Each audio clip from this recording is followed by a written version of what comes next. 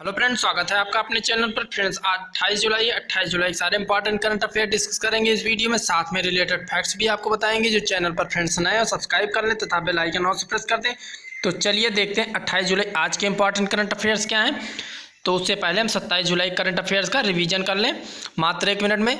तो पहला है वैश्विक वन संसाधन मूल्यांकन 2020 global forest resources assessment FRA जिसे कहते हैं के अनुसार वन आच्छादित क्षेत्रों में हासिल किए गए शीर्ष 10 देशों में भारत किस स्थान पर है। तो उत्तर है तीसरे स्थान पर है। नेक्स्ट है, हाल ही में भारत ने किस देश के साथ डिफेंस लॉजिस्टिक शेयरिंग समझौते पर हस्ताक्षर करने की घोषणा की है।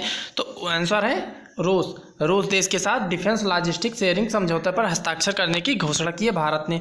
रूस देख लेते हैं, वहाँ का कैपिटल मॉस्को है, करेंसी है रशियन रूबल है वहाँ की करेंसी। नेक्स्ट है, हाल ही में आई रिपोर्ट के अनुसार भारत का मातृ मृत्यु अनुपात कितने प्रतिशत कम हुआ है। 7.4% कम हुआ है।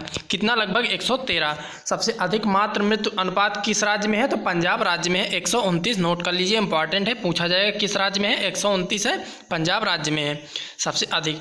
नेक्स्ट है, हाल ही में किस राज्य सरकार ने कोविड-19 से मरने वाले व्यक्ति के परिजनों को वित्तीय सहायता देने की घोषणा की है। तो पांडिचेरी राज्य ने, जो कि एक यूटी है, यूनियन टेरिटरी है। वहाँ के लेफ्टिनेंट गवर्नर कौन है? किरण बेदी हैं। यह 4 राज्यों से मिलकर बना है पांडिचेरी। वहाँ की राज्य सरकार ने कोविड-19 से मरने वाले परिजनों को वित्तीय सहायता देने की घोषणा की है। नेक्स्ट देखते हैं, covid19.org के अनुसार भारत के किस राज्य में हाल ही में कोरोना वायरस से पहली मौत हुई है।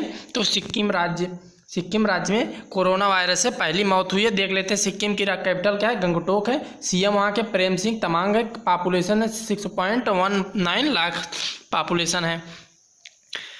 नेक्स्ट है, केंद्रीय खेल मंत्री किरण रिजिजू ने खेलो इंडिया गेम्स 2021 को किस राज्य में आयोजित करने की घोषणा की है। तो हरियाणा राज्य में। हरियाणा में कहाँ पर? हरियाणा के पंचकूला में खेलो इंडिया गेम्स 2020 आयोजित करने की अनुमति दी है। सीएम कौन है वहाँ के? मनोहर लाल खट्टर हैं। गवर्नर है वहाँ के सत्यदेव नारायण आर्य। हरियाणा की कैपिटल है हरियाणा की चंडीगढ़। पॉपुलेशन है 2.54 करोड़ है 2012 के डाटा के अनुसार। देखते हैं नेक्स्ट, 27 जुलाई को भारत में किसका स्थापना दिवस मनाया जाता है। 27 जुलाई को 1939 में CRPF का गठन हुआ था। CRPF केंद्रीय रिजर्व पुलिस बल स्थापना दिवस मनाया जाता है 27 जुलाई को हर साल। नेक्स्ट देखते हैं, हाल में भारत ने किस देश को $1 मिलियन की चिकित्सीय सहायता प्रदान किया है। तो उत्तर कोरिया को भारत ने $1 मिलियन की चिकित्सीय सहायता प्रदान किया है। वहाँ के उत्तर कोरिया देख लेते हैं, कैपिटल है प्योंगयांग। वहाँ के सुप्रीम लीडर है किम जोंग यूंग। करेंसी है नॉर्थ कोरियन वोन वहाँ की करेंसी है। नेक्स्ट है, हाल ही में भारत की पहली शहद परीक्षण प्रयोगशाला कहाँ स्थापित की गई है। तो आनंद में स्थापित की गई है, जिसे मिल्क सिटी कहते हैं। आनंद कहाँ है? गुजरात में है। गुजरात की राजधानी क्या है? गांधीनगर है गुजरात की राजधानी कैपिटल। केंद्रीय कृषि और किसान कल्याण मंत्री नरेंद्र सिंह तोमर ने इसका शुभारंभ किया। नेक्स्ट देखते हैं, हाल में बजाज फाइनेंस लिमिटेड के गैर कार्यकारी अधिकारी के रूप में किसे नियुक्त किया गया है। तो संजीव बजाज को गैर कार्यकारी अधिकारी बजाज फाइनेंस लिमिटेड का नियुक्त किया गया है। नेक्स्ट देखते हैं, हाल ही में आई रिपोर्ट के अनुसार हैदराबाद विश्व के 150 प्रमुख शहरों में सबसे ज़्यादा CCTV सर्विलांस निगरानी वाले शहरों में किस स्थान पर है। तो हैदराबाद जो है विश्व के 150 प्रमुख शहरों में 16वें स्थान पर, जहां सबसे ज़्यादा CCTV सर्विलांस निगरानी है। सबसे हाई टॉप पर का ना चीन का ताइवान शहर पर है। यह सूची किसने जारी की? कंप्रेटेक ने। इसका हेडक्वार्टर कहाँ है? इंग्लैंड में है।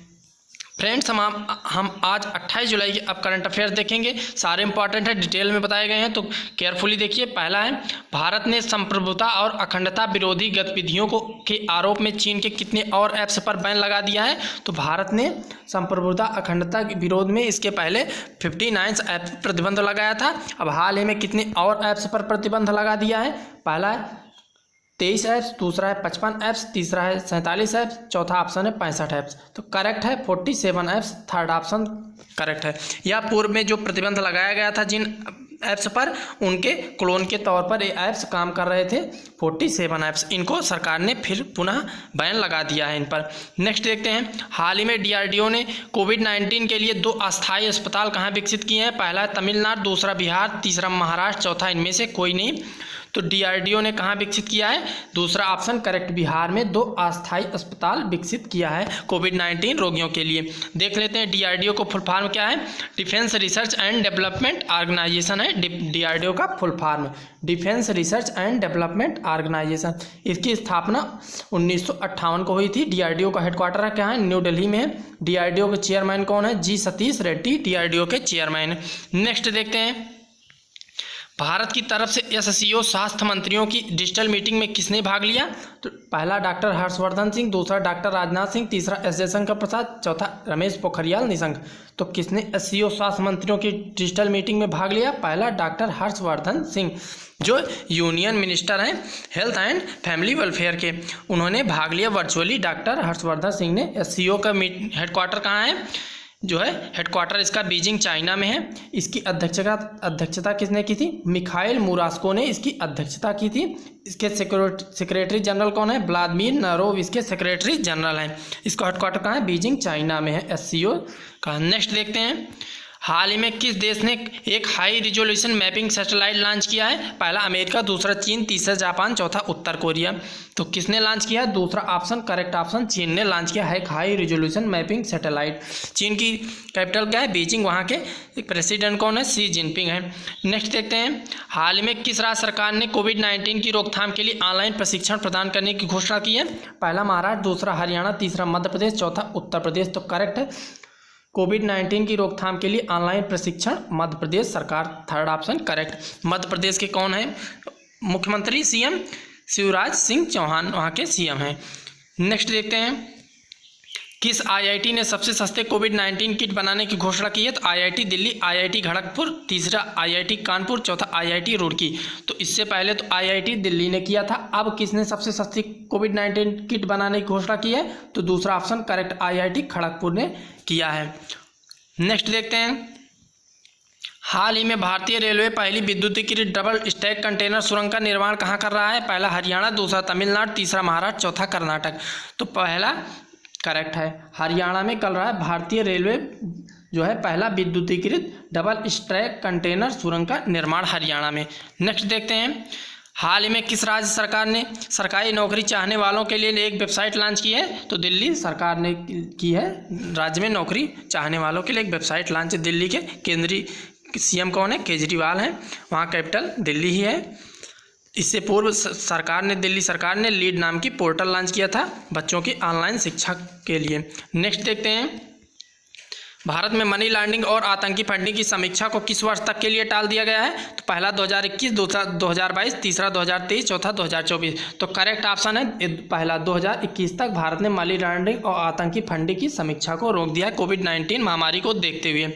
नेक्स्ट है, भारतीय वायुसेना के बेड़े में शामिल होने के लिए कितने राफेल फाइटर जेट फ्रांस से रवाना किए जा चुके हैं? पहला ऑप्शन 2 राफेल फाइटर जेट, तीसरा 3 राफेल फाइटर जेट, तीसरा 7 राफेल फाइटर जेट, चौथा 5 राफेल फाइटर जेट। तो भारतीय वायुसेना के लिए कितने फ्रांस से रवाना हो चुके हैं? करेक्ट है, चौथा 5 राफेल फाइटर जेट रवाना हो चुके हैं फ्रांस से। या हरियाणा के अम्बाला एयरबेस पर आएंगे, 7 पायलट लेकर इसे आ रहे हैं। नेक्स्ट क्वेश्चन देखते हैं, 28 जुलाई को पूरे विश्व भर में कौन सा दिवस मनाया जाता है? 28 जुलाई को विश्व भर में कौन सा दिवस मनाया जाता है फ्रेंड्स? पहला देखिए विश्व हेपेटाइटिस दिवस, दूसरा विश्व प्रकृति संरक्षण दिवस, तीसरा उपयुक्त दोनों, चौथा इनमें से कोई नहीं। तो 28 जुलाई को कौन सा मनाया जाता है? दूसरा ऑप्शन करेक्ट, विश्व प्रकृति संरक्षण दिवस, वर्ल्ड नेचर कंजर्वेशन डे। दूसरा ऑप्शन करेक्ट है। नेक्स्ट है, लिसेस्टर सिटी के जेमी अवार्डी कितने वर्ष की उम्र में पहली बार गोल्डन बूट अवार्ड जीतने वाले सबसे उम्रदराज खिलाड़ी बन गए हैं? ऑप्शन पहला 28 वर्ष, दूसरा 38 वर्ष, तीसरा 33 वर्ष, चौथा 42 वर्ष। तो करेक्ट है, 33 वर्ष सबसे उम्रदराज खिलाड़ी बन गए हैं। गोल्डन बूट अवार्ड या फुटबॉल में दिया जाने वाला अवार्ड है। तो फ्रेंड्स, ये थे आज के इंपॉर्टेंट करंट अफेयर्स। कल मिलते हैं नए इंपॉर्टेंट करंट अफेयर्स का। नमस्कार।